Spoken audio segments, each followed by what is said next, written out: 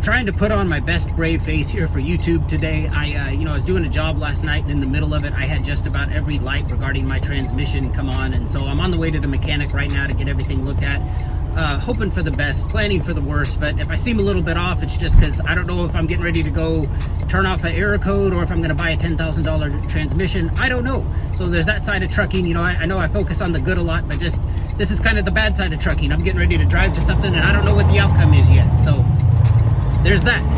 I wanted to come on here though. I had a subscriber request. Jahai asked me, to tell us the secrets to more money in trucking. Now, before I begin, if you're new here, let me establish who I am. I am new at this. This is kind of like advice for the new person, from the new person, as somebody who's going through it. My authority just went active back in March, so I haven't been doing this very long. In fact, prior to March, I have zero trucking experience. So I don't want to misrepresent myself.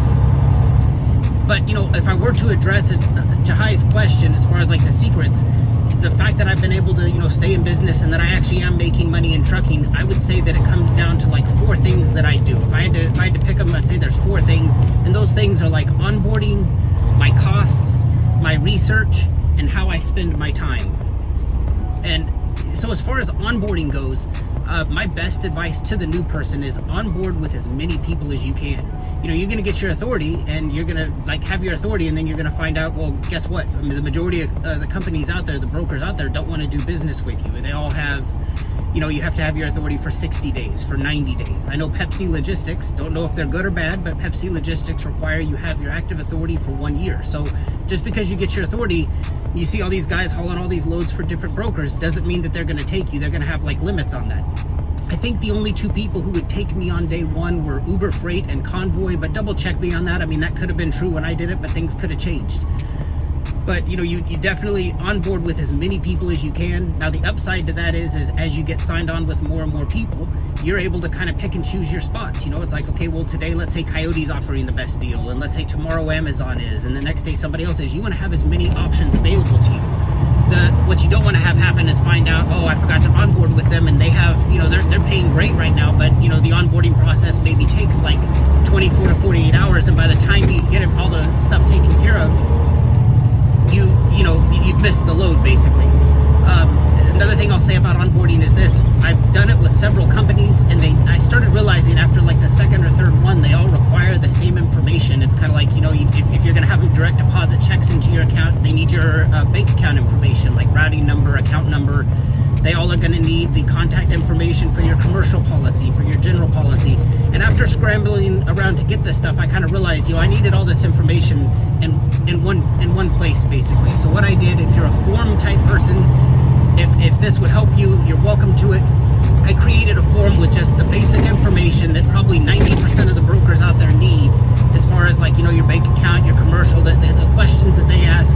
Where you find this form, you can go over to Stat Trucking on the drop-down menu, click on Forms, and then I believe I titled, it's a PDF, I believe I titled it OB Info Form. It's an onboarding info form. It's free to use.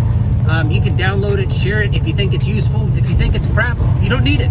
But anyway, it helped me, because I was at first I was struggling to find this information. Okay, where's this, where's that? And so if you're a form type person, it's yours, it's free, it's my gift to you.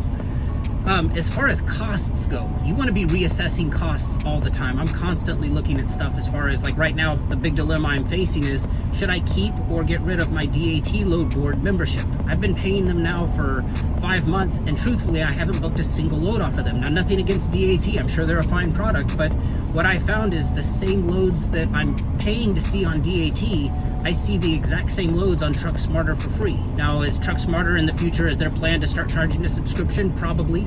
But I'm paying for something I'm not using. So that's one of those costs you have to, constantly be taking a look at. The other thing, there's simple things like the toll road. I was stupid about it for the first month and a half I was driving. I was avoiding paying the toll road because, like, for a car it's $3. For a vehicle this size, it's $7. It's like, I'm not going to pay $7 to drive down this toll road. That's ridiculous. Well, here's the thing. The $7 I paid saved me about 8 miles of driving, and those 8 miles of driving took me real close to Mexico by the port of entry. Sometimes that port of entry is backed up for like 30 minutes. So to save $7, I was probably spending more in fuel and definitely more in time to drive around it. And once I came to that realization, it's like, oh my God, how stupid was I? So, constantly be looking at those costs, constantly be thinking of, assume you're failing, how can you do it better? That's kind of the way I approach everything. Like, the way I'm doing it now is wrong, how can I do this better? But that's pretty much as far as like costs go. Just control the things you can. You can't control the cost of your insurance. You can't control the cost of fuel. But those things you can control, definitely take a look at those and reevaluate them often. As far as research goes, you kind of have to mess around and find out. When I knew nothing and there wasn't a single trucker to ask, I went onto the internet to find out, let's say Amazon, for example. Was Amazon any good to haul freight for? The general consensus I learned from reading reviews was, terrible company, bad rates, garbage brokerage, people who work for them are trash haulers, evil corporation, all this stuff. And it's like, if I had listened to the internet, I never would have given Amazon a chance. 5 months into this, Amazon is probably my main source of income. I mean, they are wonderful. I mean, for all the people out there who want to say they're bad, I mean, here's the thing. Maybe they are bad and I'm still so new at this that I think they're great because I don't know any better. So there's that. But also, 90% of their jobs are drop and hook. And, and kind of research, I guess I'll kind of tie that into time too. It's like, now how do I want to spend my time? Do I want to go? I mean, I can get water loads all day long for $7, $8 a mile to run up to Ontario, bring it back to San Diego.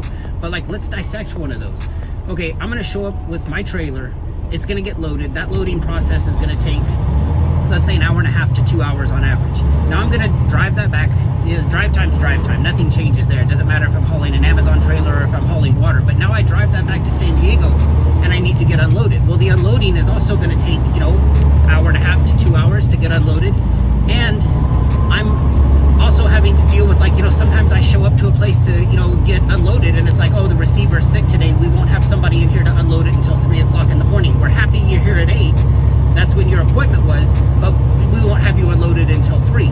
And it's like, okay, well, now I've spent, a day and a half chasing this $7, $8 a mile water load. And it's like, okay, so I leave my day with $700. Now compare that to Amazon. 90% of their stuff is drop and hook. And what that means is I show up with just the tractor, hoping this little white car lets me in. Thank you, little white car. You're the best. And I wave like they can see me. I'm stupid. Anyway, they, I show up with just the tractor, and they assign me, I've been assigned a trailer to take. I take it to their other location. They're either going to have me drop it off in a parking slip or a dock door. They always take me early. There was one time, I think I've done probably about 80 loads with Amazon. There was one time where I got there like 4 hours early, and they're like, you need to come back closer to your appointment time. But that's the exception, not the rule. They took me early, and I'm done. And then I'm off to go get my other thing. And it's like, I guess it comes down to the way I view my time now is I'd rather make 3 nickels than 1 dime. So, the Amazon load may not pay as much, but as far as what I can get done at the end of my day, I'm making considerably more money doing these quick little drop and hook loads with Amazon than I am hauling water. Now, in the future, when I've been in business long enough to get my own customers, would I love that? I mean, that's the holy grail of trucking. Yes, I would love that, but I'm not there yet. So, when you're the new person, you gotta get around these guys. This is gonna be tight.